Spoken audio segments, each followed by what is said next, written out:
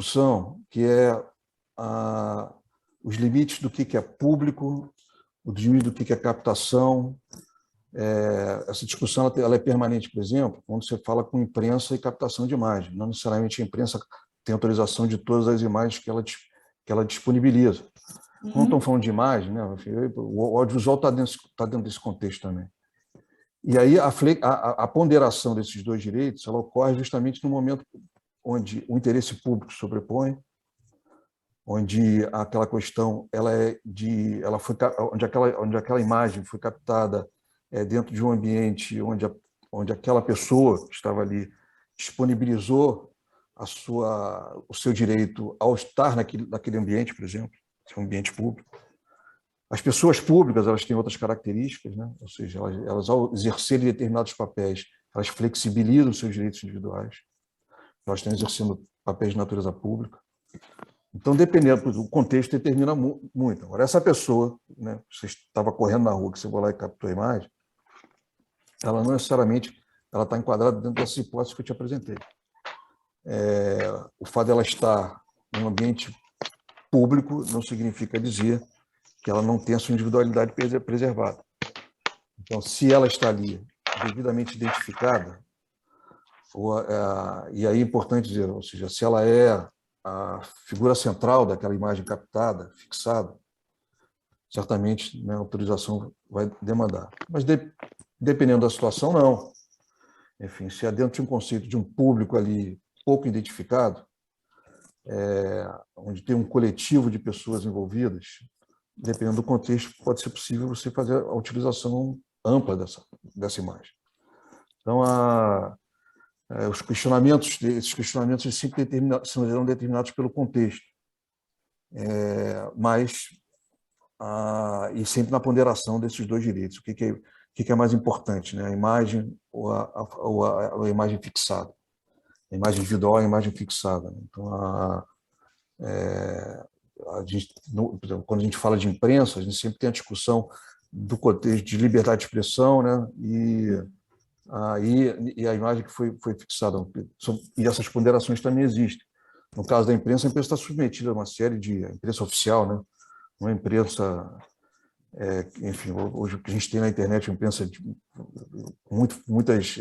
muita desinformação, enfim, sem origem, sem tradição, enfim, está ali escondida dentro do ambiente virtual. Eu não estou falando dessa imprensa, estou falando da imprensa, né, que tem responsabilidade, que é a imprensa que distribui informação oficial. Essa imprensa ela tem uma série de responsabilidades, inclusive dessa natureza. Por exemplo, se o acesso àquela imagem decorreu de um acesso ilegal, por exemplo, uma escuta de uma reunião filmada clandestinamente sem autorização daquelas pessoas, dependendo do contexto, isso aí tem consequências para o organismo de imprensa, enfim, que não poderia ter sido captado sem autorização. Então, enfim, então existem... Mas dependendo da natureza dessa captação, se o interesse público é tão prevalente, enfim, aí você disputa aí, né, a prevalência desse direito. E a imprensa faz muito isso. Então, e por conta disso, né, especialmente os grandes organismos de radiodifusão, tem contínuos debates no judiciário com relação justamente à validação dessas ponderações, né, se agiu dentro dos limites da norma constitucional ou não. Então, bom, são muitos os exemplos. A gente vive hoje num país então, com tanto conflito, né, é natural que, né, a importância de preservar determinados princípios, né, do Estado Democrático de Direito, né, princípios de defesa, né, das instituições, que eventualmente, né, a captação da imagem ela avança nesse sentido, né? Então, bom, podemos abrir aí para uma conversa mais de outras perguntas. Simone, vou deixar você falar, mas a Ana Paula vai falar primeiro, que ela levantou primeiro, tá? Depois eu passo para você.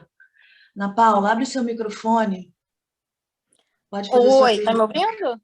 Estamos. Estamos. Você pediu só o microfone, a cara tá horrível. Tá bom. Oi, Simone. Oi, Estela. Sidney. Oi. Obrigada pela participação. Eu tenho algumas dúvidas. Em fotografia de rua, eu sinto muita dificuldade. Eu faço ensaios, mas o que eu gosto mesmo é de ir para a rua fotografar. E eu gosto de fotografar pessoas. E eu gosto de fotos espontâneas. Porque você chegar para a pessoa e pedir a autorização previamente daquela pessoa para poder ela ser fotografada, na maioria das vezes eu perco a expressão que eu quero do momento. Então, assim, às vezes aqui no Brasil, eu fotografo e depois eu vou lá e peço consentimento. E eu vi alguns debates que a pessoa, às vezes, mesmo sem autorização do uso de imagem, se ela posou para você, isso quer dizer que, indiretamente, fora do Brasil, né, indiretamente, se a pessoa posou para você, ela está consentindo que ela está sendo fotografada e, com isso, autorizando o seu uso de imagem. Agora, aqui no Brasil, é bem complicado porque dizem que você tem um grupo de mais de 3 pessoas na rua e você tira a foto daquele grupo, desde que você não esteja denegrindo a imagem de nenhuma das pessoas fotografadas, você pode usar sem problemas. Mas aí eu tenho medo de usar, entendeu? E a questão também do posar, para mim, eu tenho um pouco de dificuldade, porque, na realidade, não é o que eu quero a coisa espontânea. Então, até onde a gente pode ir com isso para conseguir fazer, tipo, um Instagram, que eu não tenho coragem de fazer aqui no Brasil, porque fora do Brasil, você coloca lá no Instagram, Street Photography, você vai ver 500 mil imagens maravilhosas de fotografia. Se eu sair e fizer isso aqui, eu vou levar um processo atrás do outro. Não estou falando mal de brasileiro, mas Não. Você está apontando um dos gargalos que a gente tem, é verdade, existe mesmo. Né? Culturalmente é muito complicado. Então, assim, lá fora você vê o que é complicado você tirar foto de criança, né? Então, criança você não pode de jeito nenhum. Essas eu roubo, mas essas eu sei que eu não posso publicar. Algumas eu tiro a foto, depois vou, converso com a pessoa e mostro a foto, e a pessoa autoriza. Mas você não viaja com termo de autorização de uso de imagem. Ninguém anda com isso. Quem falar que anda, assim, realmente o programa de televisão, pessoas, né, que anda. Eu não entendo. Então, assim, aí você faz um material legal, você quer ir para frente com aquele negócio e você não consegue andar, é o meu caso, entendeu? Aqui no Brasil, você não consegue sair para fotografar na rua, possivelmente você vai voltar sem o seu equipamento. E lá fora você fotografa, mas você não consegue por onde abordar a questão, né? Aí aqui você consegue o quê? Fotografia de rua, mas na questão mais do fotojornalismo, que aí você vai meio que autorizada pela imprensa, né, a fotografar aquela passeata, aquele negócio ali, geralmente é só uma tragédia, né? Ou então alguma manifestação, mas sempre tem um viés político. Então, é muito complicado você trabalhar com fotografia de rua aqui no Brasil. Eu queria realmente entender isso melhor. Tem alguma dica? Eu queria ter uma solução para você, mas infelizmente não tenho, enfim. Então, eu entendo perfeitamente. Quer dizer, quando eu falo assim, quando eu falei dos níveis de proteção, enfim, eu não estou defendendo mais um do que outro, estou te dando o estado da arte, entendeu? Enfim, então, mas eu sei que na vida real, na prática, enfim, os gargalos são muitos, né? E mesmo você trabalhando em alguns contextos, você sempre fica muito vulnerável. É verdade, é verdade. A gente tem e a vulnerabilidade ela existe justamente pelo fato de você ter hoje uma legislação muito mais voltada para a proteção, né, do titular da imagem do titular da obra fotográfica artística. Para você ter ideia, quer dizer, para essa questão tem uma súmula do Superior Tribunal de Justiça, o que significa dizer que assim matéria que não é mais discutida, né, é que o uso da imagem, ou seja, a captação dela, né, de qualquer forma, que venha a ter qualquer finalidade econômica, o que significa dizer que é diferente, quando eu falo em finalidade econômica, ele entra num ambiente onde o econômico não é necessariamente você vender, é aquilo ali dar algum retorno de natureza econômica, né, ao seu patrimônio, por exemplo, né? Depende, prescinde de autorização da pessoa. Então, ou seja, quando eu falo, enfim, vocês não são da área jurídica, então, mas quando uma matéria é simulada, é porque esse assunto já foi muitas vezes discutido. Não é que uma súmula não pode ser modificada, enfim, mas o fato é que o processo de modificação é grande.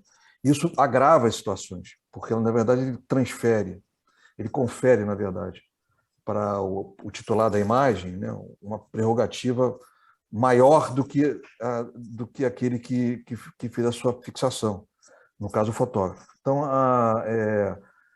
a solução, infelizmente, eu não tenho para te dar, enfim, porque ela não tem. O ideal é você ter, nem sempre dá para ter autorização, ainda mais quando você vai fotografar a rua da forma que você está falando. Mas isso não retira de você que essa é uma discussão que tem diferentes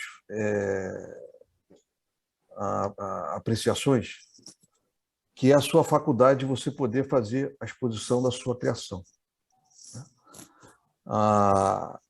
Aos que defendem, né, tem teses nesse sentido, de que, inclusive, o direito à exposição dependeria, né, e ali, quando eu falo de direito à exposição, você está demonstrando o seu trabalho, né?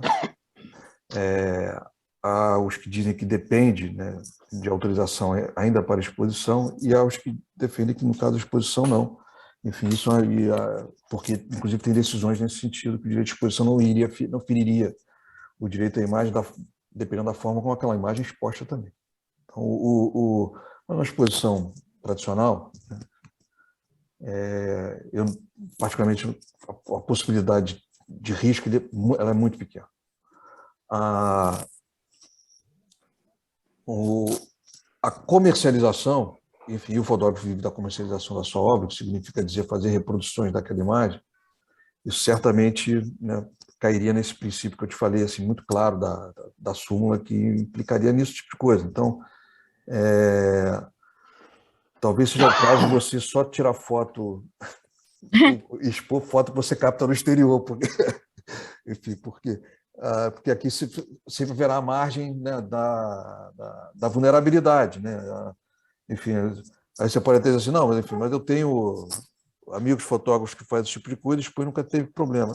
Acontece, tem. Enfim, a pessoa que foi captada nem sabe que teve a sua imagem captada, enfim, não frequenta, né, exposições de fotografia para esse tipo de coisa. Mas o fato é que uma imagem dessa pode passar a ter de uma hora para outra, porque isso é empoderável de qualquer obra artística, a se tornar uma coisa pública, enfim, né, e muito publicizada, enfim, de N formas. Os meios hoje são enormes. E aí você acaba, né, inserindo algum tipo de problema. Então, se eu tivesse a solução dessa sua questão, talvez eu tivesse rico, enfim, mas eu, infelizmente, não tenho. Então, porque justamente por conta disso, porque na legislação brasileira a gente não tem esse tipo de coisa clara. Por exemplo, você tem a ideia, vou te dar um exemplo. A captação de obras protegidas, eu estou falando de outras obras, não estou falando de pessoas. Mas como a gente está falando em direitos que têm o mesmo padrão de proteção constitucional, mas as obras artísticas em logradouros públicos podem ser livremente captadas e fixadas. Ou seja, a lei tem uma previsão expressa para esse tipo de utilização. Né? Está escrito no texto legal. Para essa discussão, quando se avança para a imagem da pessoa, ela ganha outros contornos, inclusive porque é uma discussão muito mais sensível de solução. Então, esse é um problema, né, que a atividade da fotografia artística tem, enfim, para pessoas como você, fotógrafo que tem a predileção de captar pessoas na rua sem que estejam posadas.